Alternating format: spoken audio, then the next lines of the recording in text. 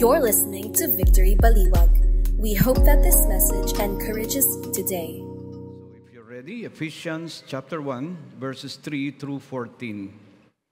Blessed be the God and Father of our Lord Jesus Christ, who has blessed us in Christ with every spiritual blessing in the heavenly places, even as He chose us in Him before the foundation of the world, that we should be holy and blameless before Him. In love, He predestined us for adoption to Himself as sons through Jesus Christ, according to the purpose of His will, to the praise of His glorious grace, with which He has blessed us in the Beloved. In Him we have a redemption through His blood, the forgiveness of our trespasses, according to the riches of His grace, which He lavished upon us in all wisdom and insight, making known to us the mystery of His will, according to His purpose, which He set forth in Christ, as a plan for the fullness of time, to unite all things in Him, things in heaven and things on earth.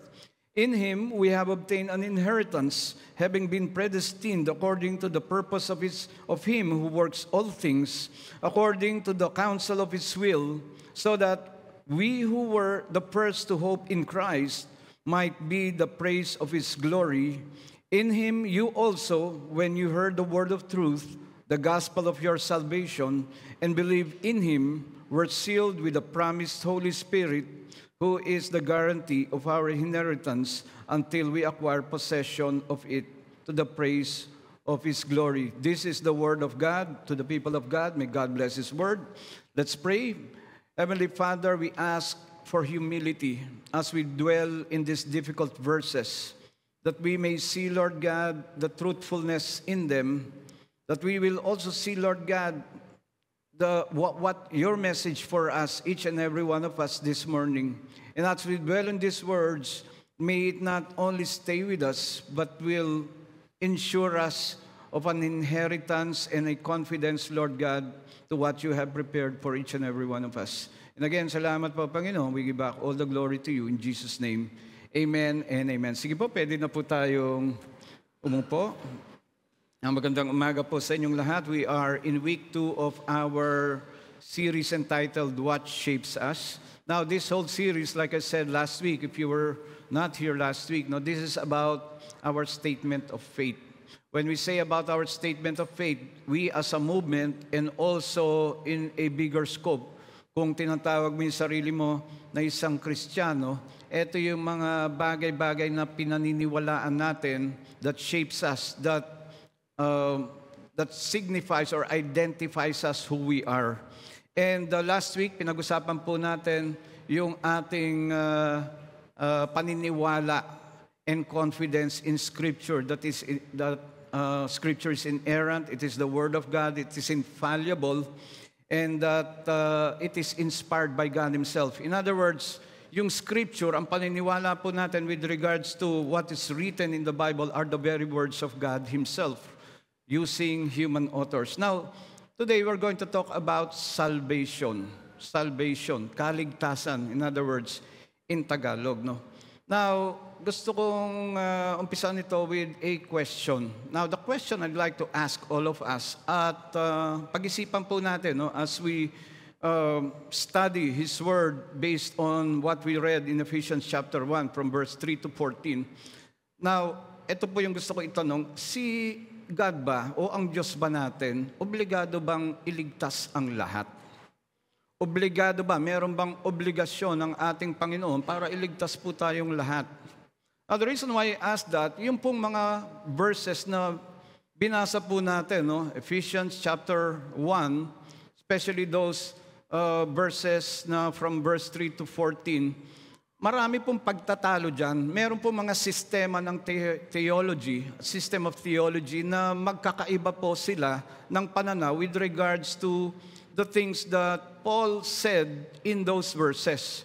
Pero sinabi po ni Peter, no, in 2 Peter chapter 3 verse 16, sabi niya, yung mga salita o yung mga epistles o yung mga sulat ni Apostol Pablo are scriptures. And alam naman po natin, when we talk about scriptures, these are the very words of God. Pero sabi rin ni Peter, na bagamat these are scriptures, sometimes no, yung mga sinulat ni Paul, they're very hard to understand.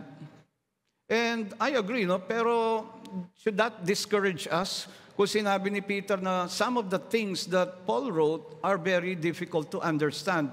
Actually, lalo pa nga tayo ma-encourage doon. Not only does Peter recognize na yung mga sinulat ni Paul doon sa mga ibang mga churches ay scripture. In other words, those are the very words of God revealed to Peter para maisulat niya yun. Bagamat mahirap silang maunawaan, pero that is why this morning, my prayer is that He humbles us down through the power of the Holy Spirit para po maunawaan po natin ang mga salitang ito. Because even I am fallible, pero meron din po ako mga pananaw with regards to how we interpret this. At isa sa mga mahirap na tungkulin po ng isang preacher na nagbabahagi po ng salita ng Diyos, bukod dun sa pag-aaral ng salita ng Diyos, ay maibahagi po sa mga nakikinig. No? Hindi base dun sa pananaw o emosyon o sariling interpretasyon nung nagbibigay o nagbabahagi ng salita ng Panginoon, kundi na maibahagi ito ng accurate ayon sa kung paano gustong sabihin nito o ibahagi nito ng Panginoon sa mga nakikinig. And kaya ko po sinasabi, kasi meron nga, sabi ko kanina, merong mga sistema ng theology. Now, sistema lang po yun. And sometimes, pag pinag-aralan po natin ito with regards to scriptures such as what we read, kasi merong mga salita dyan na predestination, inheritance, in Him, He chose us even before the foundation of the world, meron pong kanya-kanyang interpretation yun. So, kung ikaw ay kabilang dun sa mga meron ng nabubuong interpretation with regards to that, dahil ito yung paniniwala mo, yung sistemang ito, at hindi yung sistemang ito, pwede bang tanggalin muna natin yung ating mga biases o kaya yung ating mga personal na conclusion base po doon sa napag-aralan natin dahil wala naman po na makapagsasabi kung alin doon ang tama. Baka parehas silang tama, magkakaiba lang ng pananaw o pag-iintindi, pero eventually, iisa lang ang conclusion. And therefore, that is also my prayer to myself, no? Na hindi lumabas dito yung aking sarili lang na pananaw, kundi lumabas po rito base po sa aking pag-aaral ng mga scripture na to and what I think and I believe that these very scriptures are saying to all of us. Now, ako po I follow a lot of podcasts and even part of several group chats and theological groups in social media. Nung isang araw po, nakita ko po ito, no? At related po ito doon sa aking katanungan sa kanina, no? Obligado ba ang Panginoon na sagipin lahat? At ito po yung kanyang pinost. At ito po ay pinost niya lang at kino-quote niya rito ang isang dalubhasa, no? Isang theologian. Even I read most of the books of this theologian, pero tinago ko na lang yung pangalan niya, no? Pero ito yung kanyang pinost. Sabi niya, if it pleases God to save some and not all, there is nothing wrong with that. So far, I agree with that, no? After all, si God yun eh. Sino tayo na i-say otherwise, no? Kung yun yung gusto ni God, wala pong makakapigil sa Kanya kasi siya po ang Panginoon. Pero sabi niya rin, no, God is not under obligation to save anybody. If He chooses to save some, that in no way obligates Him to save the rest. Medyo agree pa rin ako rito, no? Dahil after all, siya ang Diyos. So, pipiliin ni Diyos kung ito ang pinili niya para ligtas at yun na hindi niya iligtas, prerogative po ng Panginoon yun. Yun po yung sinasabi nito. Pero itong parting ito, no? Yung pong naka-encircle ng kulay pula, medyo parang hindi po ako masyadong boto rito dahil sabi niya, the Bible insists. Now, when you say insist, that's a strong word. And it's quoting the Bible. When you say the Bible insists, then one should be prepared to defend this with Scripture itself. At hindi lang dun sa sariling pananaw kung sino po yung nagsasalita nito. But it says, the Bible insists, pero wala naman pong binigay na Scripture. At sabi, the Bible insists that it is God's divine prerogative. In other words, sinasabi niya, it is God's right. Karapatan po ng Panginoon at Panginoon lamang po, no, to have mercy upon whom He will have mercy. In other words, ang sinasabi niya, karapatan ng Panginoon at yun yung kanyang ultimate right at tanging ang Panginoon lang ang merong karapatan nun na kung kanino siya magpapakita ng awa at kung kanino siya hindi magpapakita ng awa. Now, obviously, ang tinutukoy na scripture dito ay yung Romans chapter 9 from verse 15, actually verse 14 to 16. Ano po yung sinabi doon, no? Sabi ni Apostle Pablo ron, what shall we say? Is God unjust? For He says to Moses, I will have mercy on whom I have mercy, and I will have compassion on whom I have compassion. It does not therefore depend on man's desire or effort, but on God's mercy. Ang tinutukoy dito ni Apostle Pablo, no, because he wrote the book of Romans, ang tinutukoy niya rito ay yung istorya or history kung saan iniligtas po ng Panginoon ang mga Israelites from Egypt, from the Pharaoh. And ang ina-address niya rito, pinili po yung mga Israelites, not any other nation, kundi bakit yung mga Israelites ang pinili. In other words, ang sinasabi ni Apostle Paul dito, dahil siya si God. Kung gusto niyang piliin yung mga Israelites para i-save from Egypt, at yung mga Egyptians naman ay kanyang i-condemn o parusahan, hindi po unjust o wala pong hustisya ang Panginoon. Dahil siya ang Panginoon. Ultimately, siya po yung ultimate judge. Siya po yung ultimate standard by which everything is judged. Pag may ginawa po ang ating Panginoon, or the other day I posted this as well, no? Hindi po kumikilos o gumagawa ng tama ang Diyos. Now, hear me, no? Hindi po siya kumikilos o gumagawa ng tama. Dahil ginagawa ng Diyos kung bakit tama yung kanyang ginagawa. Nakuha niyo po ba, no? God does not do what is right, but instead, the mere fact that God does something that makes it right. In other words, lahat po ng ginagawa ng Diyos ay tama. Hindi unjust. Kung gusto niyang piliin ang mga taong to o yung mga nandito para sa Kanya, ay wala pong makapagsasabi na bakit hindi ito. Hindi po tayo magsasabi doon. Yun po yung sinasabi, no? Pero alam ko po, no, or deep in my heart, this is a wrong or shallow exegesis, no, ng scripture na to. Baka hindi yan po, and I will submit this morning, baka hindi yun ang interpretasyon o sinasabi ng mga scriptures na to. It's not about God's right or it's not about God's obligation o wala siyang obligasyon.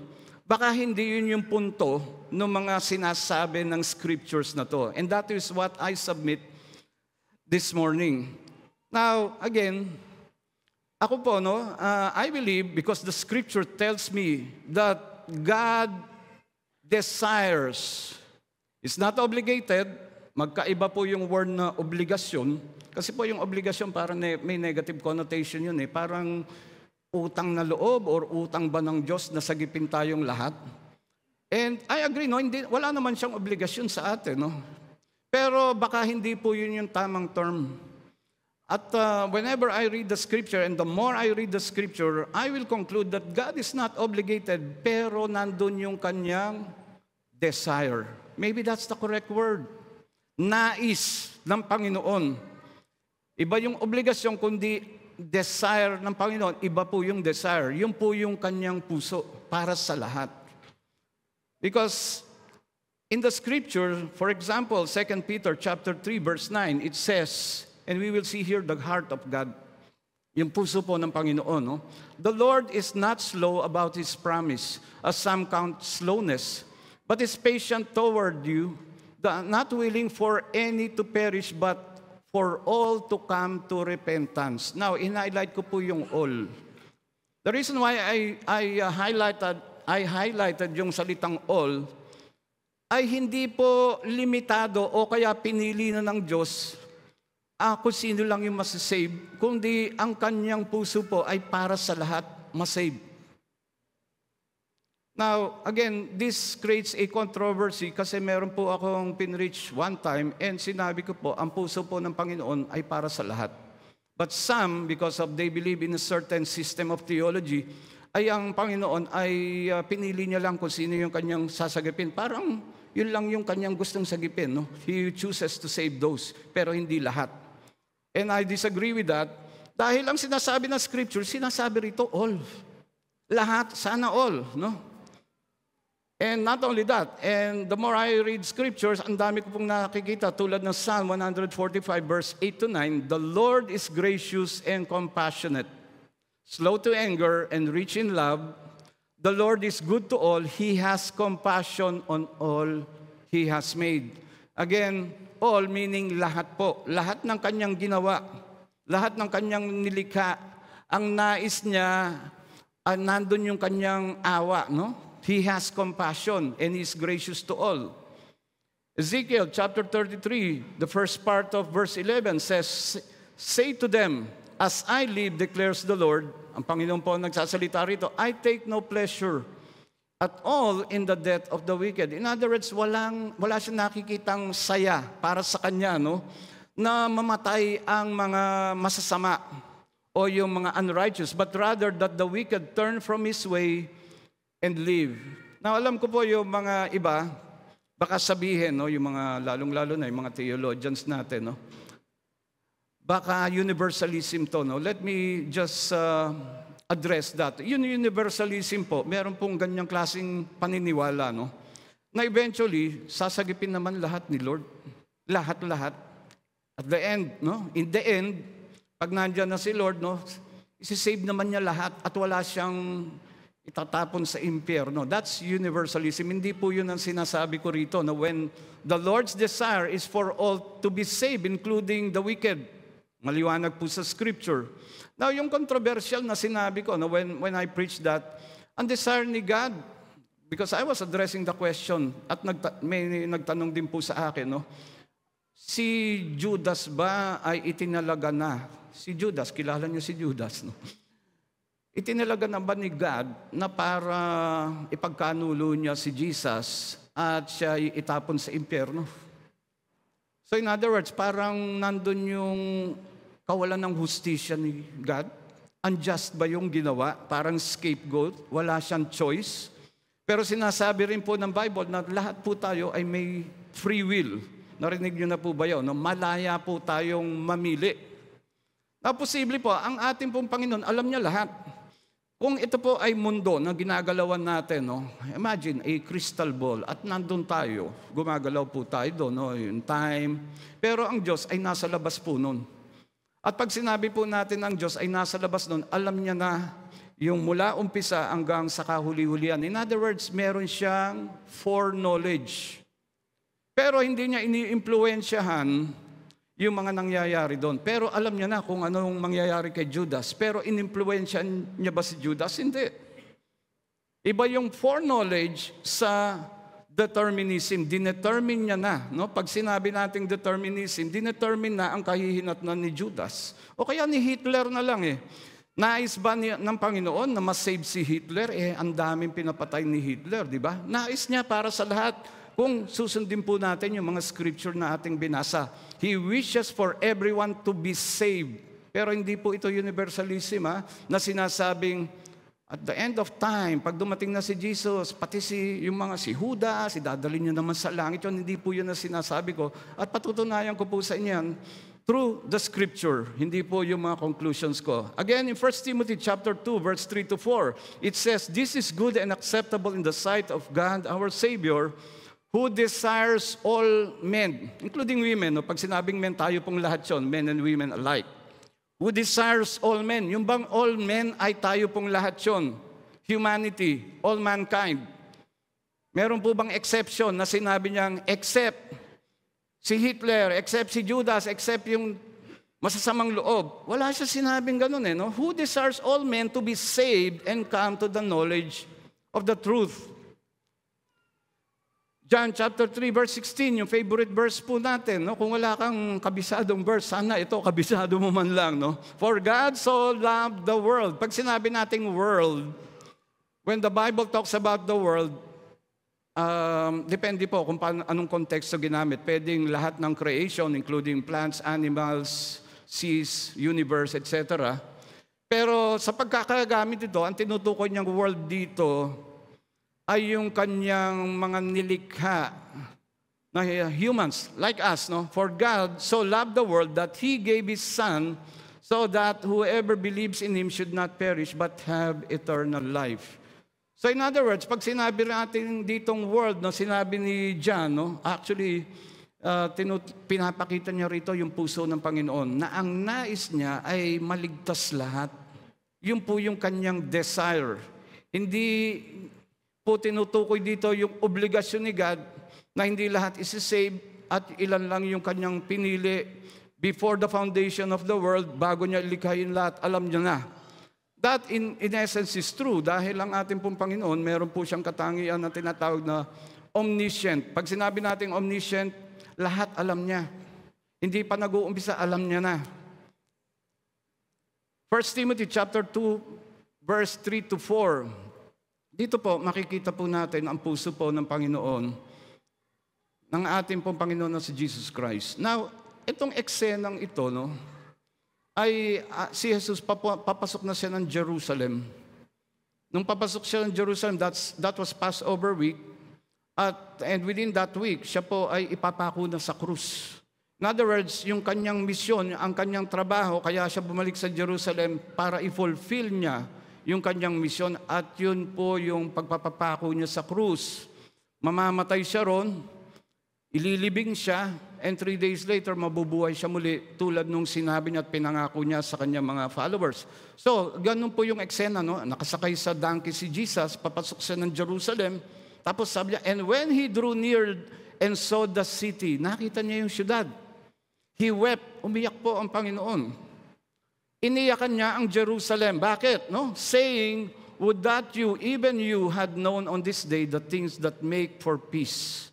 But now they are hidden from your eyes, for the days will come upon you when your enemies will set up a barricade around you and surround you and hem you in on every side and tear you down to the ground, you and your children within you, and they will not leave one stone upon another because you did not know the time of your visitation. In other words, yung sinasabi ni Jesus dito, kaya siya umiyak, no? Sabi na, sayang, mahal ko kayong lahat, sabi niya sa Jerusalem, no? Alam niya, yung mga Israelites doon, yung mga Hudyo, no? Sayang, mahal ko kayong lahat. Sana nakita nyo kung ano yung kapayapaan at tunay na kapayapaan na dala ko. He was talking about himself. Pero ngayon, eto na, Passion Week, mamamatay na si Jesus Christ, magpapapako na siya sa krus. Sayang, it's already too late. Dahil nakita nyo lahat ng aking ginawa, narinig nyo ang lahat ng aking pinreach, nakita nyo yung mga miracles, and yet parang may piring ang inyong mga mata. They are hidden in your eyes. And then he talks about the judgment that was to come from verse 43 to verse 44. Yung po yung consequence ng kanilang nakita nilang katotohanan, pero nireject nila yung katotohanan. And then, in John chapter 5, verse 39, well, let me just explain a little bit further what is predestination at saka yung itinakda na ng Panginoon. Alam niya na kung ano mangyayari, pero meron pa rin tayong free will. Pero hindi niya ini-impluensya yung ating malayang pagpili. Sabi ni John, chapter 5, verse 39 to 40, you study the scripture diligently because you think that in them you have eternal life. Ang tinutukoy niya po rito, yung mga Pariseo. Yung mga Pariseo, eksperto sa salita ng Panginoon. So they diligently study the Old Testament, lahat ng mga alituntunin, lahat ng mga laws, sinusunod nila. Very diligent sila sa pagtatithe, sa pagbabasa ng Bible. Siguro kung meron lang tinatawag na discipleship, lahat yun ginagawa po nila. Diligently. So ang sinasabi ni Jesus dito, pinag-aaralan nyo lahat yan eh. Tapos ginagawa nyo lahat yan. At ang nais nyo, kaya nyo ginagawa yan, para magkaroon kayo ng buhay na walang hanggan at maliligtas kayo. Pero sabi niya, no, these are the very scripture that testify about me. In other words, kung talagang pinag-aralan nyo yan at naunawaan nyo yan at nagsalita yan sa puso ninyo, makikita nyo na ang mga binabasa nyo ay tungkol sa akin. Sabi ni Jesus, no? Yet you refuse to come to me and have life. In other words, no, yung pong mga Pharisees, inimpluwensyahan ba ni Jesus yun? Para maniwala sa Kanya? Hindi, because they studied the scripture, pinakita ni Jesus, no, kung sino siya, kung ano yung nais niya, and yet, bulag sila sa katotohanan. Bakit? Kasi yun ang pinili nila eh. They have free will. Malaya po silang mamili. Hindi po diniktahan itong mga taong ito. Romans chapter 1, verse 21 to 23. For although they knew God, ito yung consequence, no, ng lahat ng nakakita ng katotohanan. And it's possible, no? The world today, nakikita naman po natin yung mga kalbalaktutan na nangyayari, mga transgenderism, yung mga same-sex marriage, abortion, lahat ng abhorrent o kaya kinamumuhian ng ating Panginoon. Parang yun ang ginagawa. They even, reject the scripture. Sabi niya, for although they knew God, ito yung consequence ng lahat ng nakakita at nakapakinig ng katotohanan and still reject. Nire-reject nila at nagre-rebelde sa Panginoon. No? Sabi, they did not honor Him as God or give thanks to Him, but they became futile in their thinking. And their foolish hearts were darkened, umitim, o kadiliman ang sumaklob po sa kanilang mga puso, claiming to be wise. Parang ang tali-talino nila, dahil alam nila, mas alam pa nila sa scripture, they became fools. Naging hangal sila and exchanged the glory of the immortal God for images resembling mortal man and birds and animals and creeping things. In other words, kung ano-ano yung mga sinamba nila, no? Nakita nila yung katotohanan, narinig nila yung pinreach ni Jesus, nakita nila yung mga miracles, and yet, they read the scriptures, they claim to be wise, but still rejected because their hearts were darkened. Romans chapter 1, verse 28, it says, and since they did not see fit to acknowledge God, hindi nila nakitang, sino ba itong nagtatalumpati na to, no? Si Jesus Christ. No? When he read the Isaiah scripture, sabi nila, di ba anak lang ng karpintero to? Pero humanga sila sa kanyang preaching. No? Merong power sa kanyang preaching. Pero sabi niya, anak lang ng karpintero to eh. So they rejected him. In fact, gusto nga nilang patayin at itapon doon sa bangin si Jesus, pero naka-escape lang, no? And since they did not see to acknowledge God, God gave them, take note of this, God gave them to a debased mind to do what ought not to be done. Inimpluwensyahan ba ni Jesus yung mga taong yan? Hindi, mali kayo. Ito yung tama. Ang nangyari dito, dahil nakita nyo ang katotohanan, pero matigas ang ulo nyo, matigas ang puso ninyo, hinayaan niya. Yun po yung ibig sabihin nito. God gave them up to a debased mind at gawin nyo kung gusto nyo gawin yan. Gawin ninyo. In other words, sinukuan ng Panginoon dahil mapilit sila eh. Now, there's this scripture, Matthew chapter 13, verse 15. Now, ang konteksto po nito, towards the end, no, yung ikatlong taon ng ministry ni Jesus, no, in the first 2 years, puro preaching lang si Jesus, nagpapakita siya ng miracles. Pero towards the end, nagbago po yung style. No? Let's just call it style. Nagbago yung style ng preaching ni Jesus. Ano po yung pagbabago sa style niya? No? Parang yung kanyang preaching ay naging matalinhaga. Gumagamit siya ng mga parables. Alam natin yung mga parables, di ba? Sa Tagalog, para mas maintindihan natin, parabola. No? Mas naging malinaw ba? Anyhow, parables. May talinhaga. Parables are stories, metaphorical stories, pero meron pong leksyon. Meron pong hidden lesson. So, hindi po nag-shift si Jesus na pagtuturo ng parables para maging simple at maintindihan ng lahat. Kabaligtaran po yung kanyang nais, kaya po siya nag-shift in parables. Bakit po? Para yung makakaintindi lang nun, yun talaga ang bukas ang mga puso at mga mata. And therefore, ang purpose ng parables is to hide the truth which he has been preaching during the first 2 years of his ministry na hindi pa rin nila matanggap. Nakita nila yung katotohanan, okay, susunod, tapos babalik na naman sa kasalanan, they reject. And that is why he shifted to parables so that yung makakaintindi, ito yung tunay na bukas ang kanilang mga puso. No? Otherwise, they might see with their eyes, hear with their ears, understand with their hearts, and turn, and I would heal them. In other words, yung kanyang parables, ang purpose nun ay para yun lang makakaintindi nun ang kanyang papakitaan ng kanyang awa at compassion. So again, maliwanag po, no?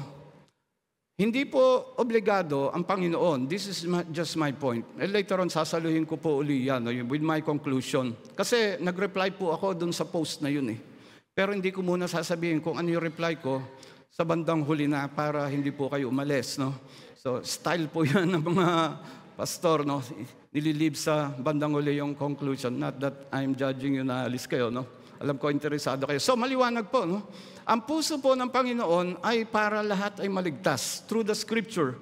Now, sample lang po yan ng mga Scriptures. Marami pa po, Scripture after Scripture, that says na ang puso po ng Panginoon, His desire, no, His heart's desire, ay para po maligtas ang lahat. Hindi po niya pinili kung sino lang ang maliligtas, that's a different story. Pero alam niya kung sino yung maliligtas. Iba po yung foreknowledge, alam niya, pero hindi niya inimpluwensyahan. No? Iba po yun. Hindi yan yung conclusion nung tinutukoy natin. Nabalik tayo sa ating scripture. Kasi dito sa scripture na to, no, isa pong mahabang prayer ni Paul ito para dun sa mga Kristiyano. Kristiyano po ang kausap niya rito, pero hindi po ito mga Hudyo. Karamihan po nito, if not all, ang mga kausap niya rito ay mga hentil. In other words, hindi po sila Jews, but they were converted when they heard the good news of the gospel. And this is a long prayer. And makikita po natin, naka-highlight dito, ilang beses niya binanggit yung in Christ, in Him, kaya po nakadilaw yan. In fact, yung verse 13 to 14, mga 8 o 9 times niya binanggit yung in Christ, in Him, dahil po yun yung ating posisyon, no? Sa ating pong Panginoon. And therefore, ang kausap niya rito ay mga Kristiyano na nasa Panginoon na. Hindi po yung pipiliin niya pa lang, kundi nasa Panginoon na, naniwala sila. And therefore, ang sinasabi niya rito, yung mga iba't ibang mga spiritual blessings na nasa atin, nag-aantay sa atin, pero nasa atin na. Siguro hindi niyo masyado maunawaan yun. Nag-aantay sa atin, pero nasa atin na. Already, but not yet.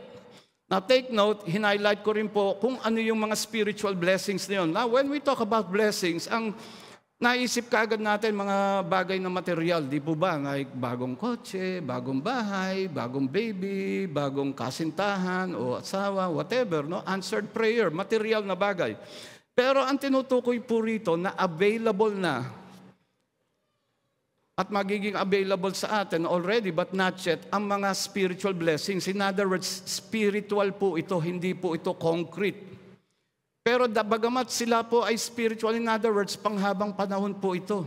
Hindi po ito nawawala. Tulad ng isang bagong sasakyan halimbawa, bagong cellphone, masisira din yan, magluluma din yan.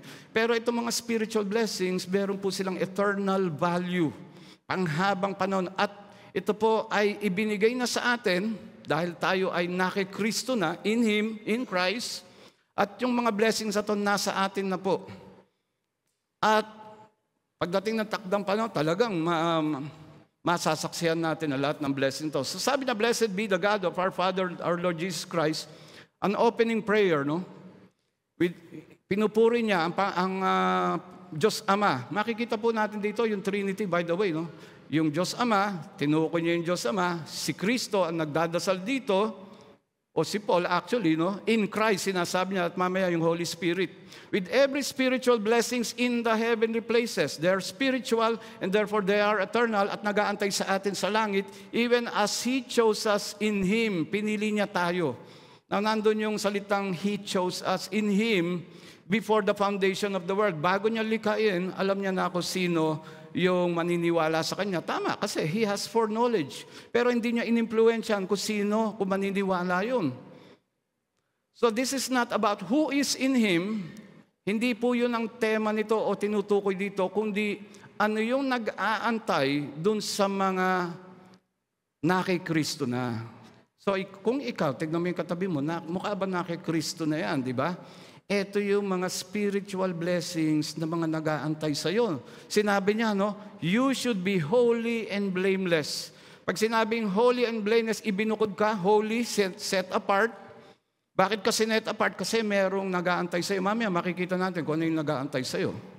And you will be blameless. Wala kang bahid dungis o kasalanan because you have been segregated to be in Him. Now, another spiritual blessing, no? Dalawa na yun. In love, He predestined us for adoption. Now, let's talk about predestination for a moment. No? Ang ibig sabihin lang ng predestination ay merong destination na itinalaga na eventually mapupuntahan mo o mailalagay ka. Halimbawa, yung piloto, no? Yung piloto, pwede niya bang iset yung kanyang destination? Halimbawa, bago siya umalis, no? AirAsia sa Terminal 3, papuntang Macau. Pwede niyang iset yun, di ba yung destination? Eventually, yung mga sasakay doon, makakarating ng Macau. Tama po ba? Pero sinet niya na. Yun lang po ang ibig sabihin ng predestination. Meron lahat ng sasakay kay Air Jesus Christ, no? Sa kanyang eroplano, yung nasa kanya na, by the way, nasa kanila Lahat po tayo, nasa kanya na, di ba? Yun yung tinutukoy dito, yung mga Kristiyano. Eventually, meron siyang destination. Meron pong nag-aantay sa ating lahat. At ano po yun? Adoption. Another spiritual blessing. Now, adoption to Himself as sons through Jesus Christ. In other words, magiging parte po tayo ng kanyang pamilya.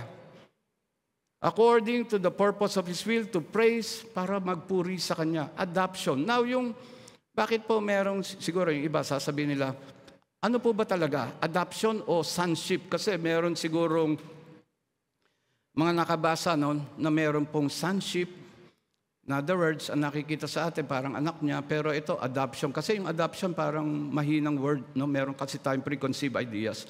Na mamaya explain ko, no? Pero ito, ma-adapt tayo sa pamilya ng Panginoon. In other words, mas matindi pa nga yung mga nag-aantay sa mga adopted sons and daughters. And it is about an inheritance. Mamaya, makikita natin kung ano yun. So, holy, blameless, to be adopted into His family. Parang yun sinabi lang ni Paul sa Galatians 4:7, no? But when the fullness of time comes, God sent forth His Son, born of a woman, born under the law, to redeem those who were under the law, so that we might receive adoption as sons. Parang yung sinare kanina ni Dalia, no? Kaya niya pinadala ang kanyang anak na si Jesus Christ para doon sa kanyang ginawa at sa pagtatapos ng kanyang ginawa, no?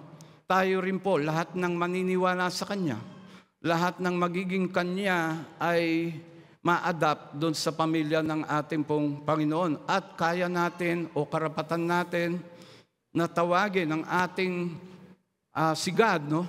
Na si Jesus Christ lang ang tumatawag, Abba, Father, no? Pwede na rin nating tawagin daddy o dad. No, I don't mean that in an irreverent way, pero informally, pwede po natin tawagin tay, no? When we pray to our Lord. Now, ang aking ama, no? Yung tatay ko talaga, no? Yung biological dad ko, isa sa mga privileges na ini-enjoy ko at nare-recall ko, no? Anytime na meron akong pangangailangan, kahit busy yung tatay ko, kahit na tulog yan, 3:00 ng madaling araw, pwede kong gisingin yan.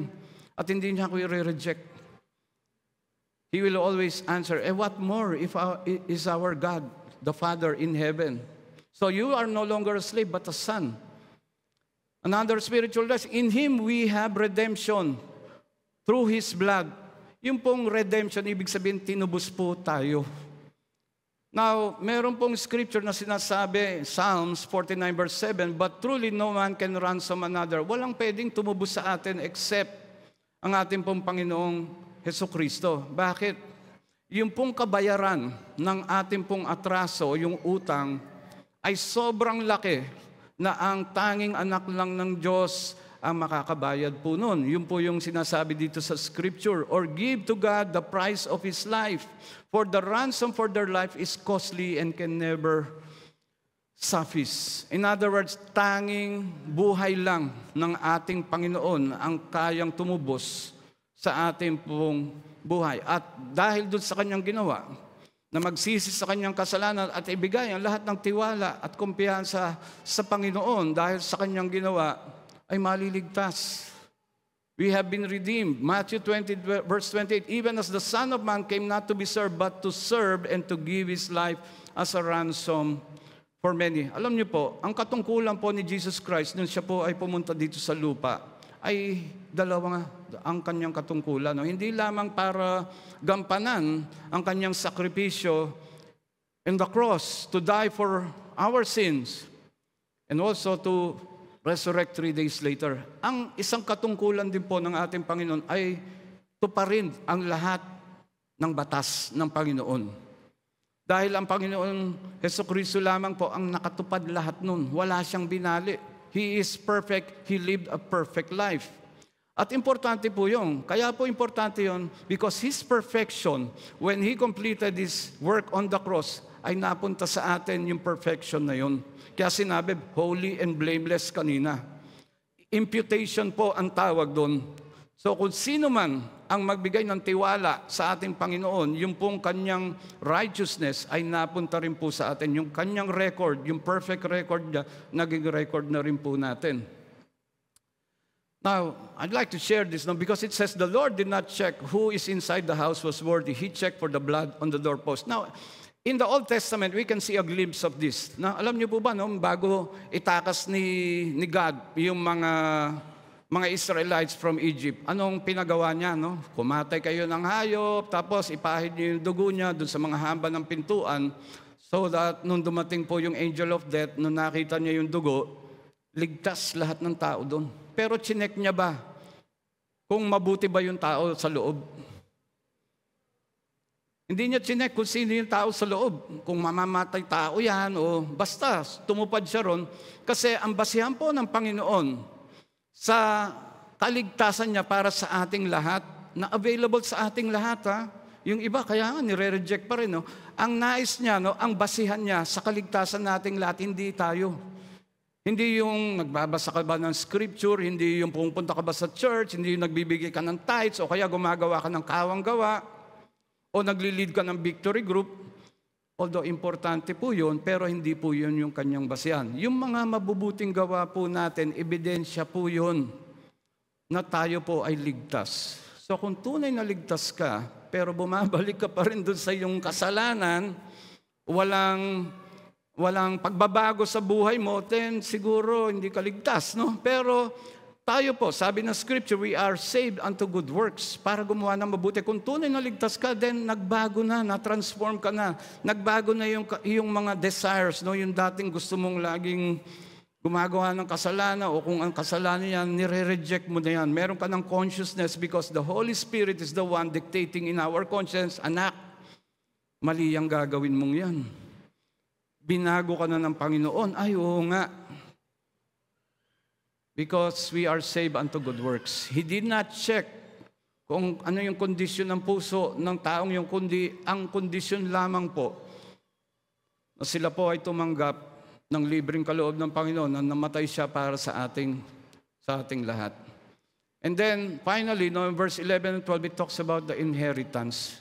Meron pong mana. No? Halimbawa po ngayon, no, lahat po tayo rito, no, nandito sa church. Tapos may mga pumasok dyan, may kaguluhan na nangyari. No? Pumasok mga attorney. Tapos pinuntahan yung katabi mo. So kung ikaw ang may katabi ka, yan ang pinuntahan. Tignan mo yung katabi mo. No? Yan ang pinuntahan. Tapos pinapapirma ka. Kasi meron ka palang tiyuhin na hindi mo kilala na namatay. Tapos pinamanahan ka ng 256 million pesos. Parang grand lotto lang yata. 250. Oh, kayo tumataya, ha? Mga tumawa, ha? 256 million. Hindi mo kilala tong tiyuhin mo to. Tapos sabi, pumirma ka lang. Mapapasayo na ang 256 million ng iyong tiyuhin na hindi mo kilala, pero pinamanahan ka, binigay sa'yo. Now, siguro pumasok ka rito kaninang umaga, no? Ang dami mong problema, ang dami mong iniisip. Baka laki-laki ng utang mo sa card, hindi mo na alam paano mo babayaran yung utang. O kaya nasisira na yung bahay mo pero wala kang pera, hindi mo mapaayos. O kaya nalulugi na yung negosyo mo, wala kang trabaho, 3 taon na. So ang dami mong alalahanin, di ba?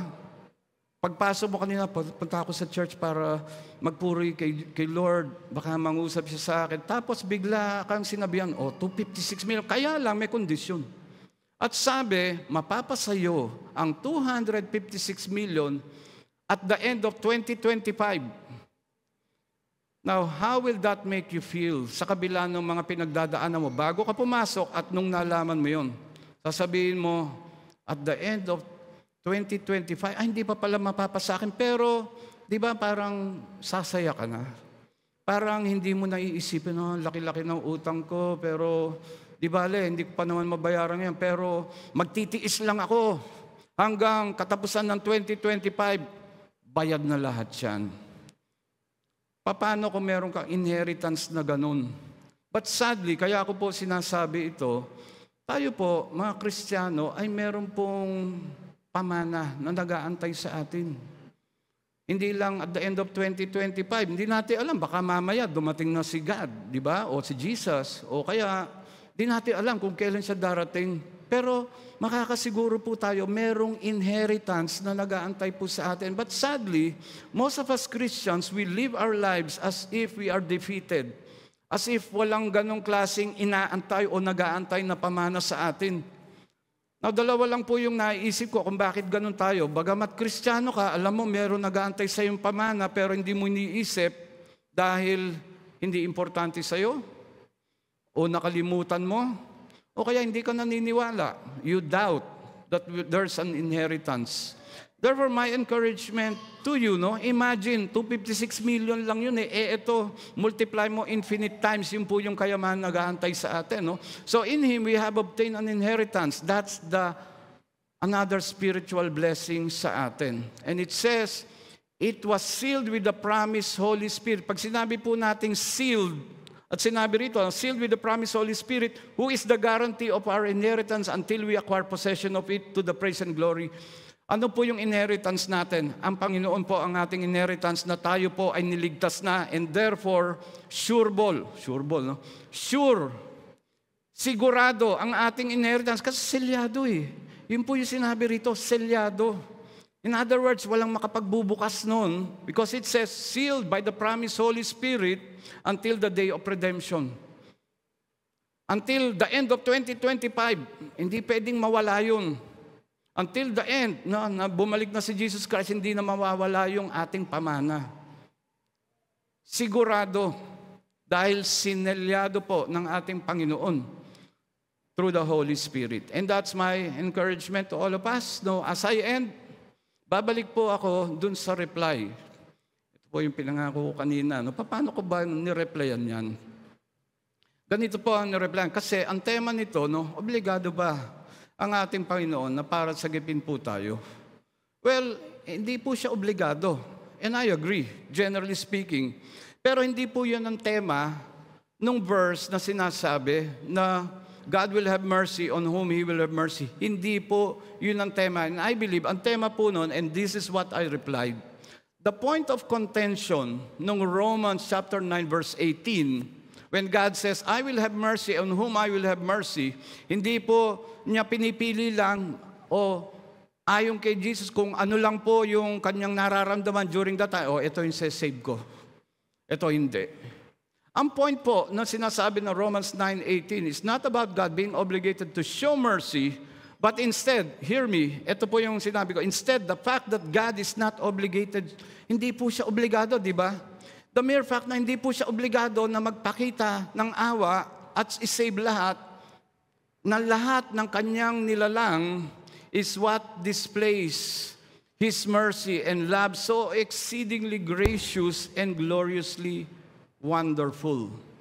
Nakuha niyo po ba, what that means? O anong implication nun? The mere fact na hindi siya obligado, pero nandun pa rin yung kanyang desire na masave lahat, di po ba napakalaki ng pagmamahal ng ating Panginoon para po sa ating lahat na kaya niyang ibigay willingly ang kanyang buhay para sa ating lahat? Come on, palakpakan natin ang ating Panginoon. I hope we see the gravity of that. So with that thought, with that conclusion, And I hope na na-realize natin that we will go out of here with a sense of assurance of our inheritance, na tayo po ay saved na ng ating Panginoon, regardless of suffering, that we can rejoice, that we can have this security because of the great love of our Lord Jesus Christ. Let me just pray for everyone. Panginoon, maraming salamat po sa aming mensaheng narinig sa inyo sa umagang ito. Salamat po, Lord God, for opening up our hardened hearts. Sometimes we have trouble, Lord God, of living a victorious life because of the situations na meron po sa aming buhay o dumarating sa aming buhay. Pero alam namin, Panginoon, na bagamat importante yun sa amin, alam namin importante rin sa inyo yan. Pero naway, Panginoon, sa mensaheng narinig namin sa umagang ito, na mag-focus po kami hindi dun sa aming sitwasyon, kundi kung ano ang ginawa mo na para sa amin at kung ano yung mga spiritual blessings na nag-aantay sa atin, that we are holy, we are blameless, that you have redeemed us through your blood, that there's an inheritance that's waiting for us. And again, salamat po, Panginoon. Pinabalik po namin ang lahat ng papuri, pagsamba at pagdakila sa inyo. Ito po ang aming samot dalangin. In Jesus' name, amen and amen. Thank you for listening to Victory Baliwag Podcast. Follow us at Victory Baliwag on Facebook and YouTube for more details as we honor God and make disciples.